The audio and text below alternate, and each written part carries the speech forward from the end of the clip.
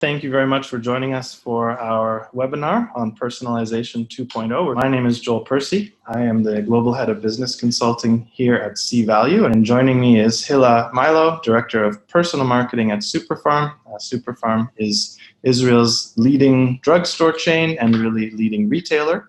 They're a C-Value client and a great partner of ours. We use almost all the channels available to send personalized messages to our customers.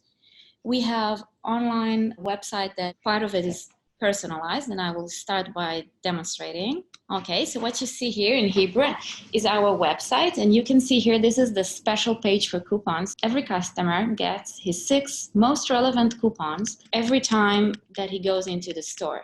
So if it's a young mother, then she will have diapers. If it's a family, they will have things for the household. And you can see there all the different offers that we bring the customer. You will see those offers on the website when you go to shop online, but you will also see them in your app. We have a huge coupon bank, and those coupons are based on your habits and your shopping. And there also contains logics like cross-sell and win-back. The most important thing about this coupon bank is that we're trying very hard to be customer focused and not losing retention for loyal customers, and to be giving answers to churning customers.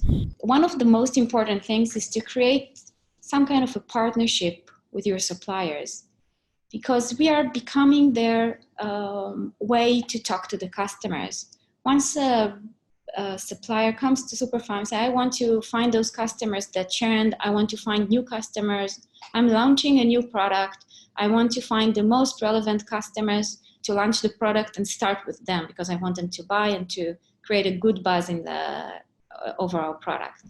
So what we're doing, we're just sitting together, letting them tell us what is their strategy and what are their goals.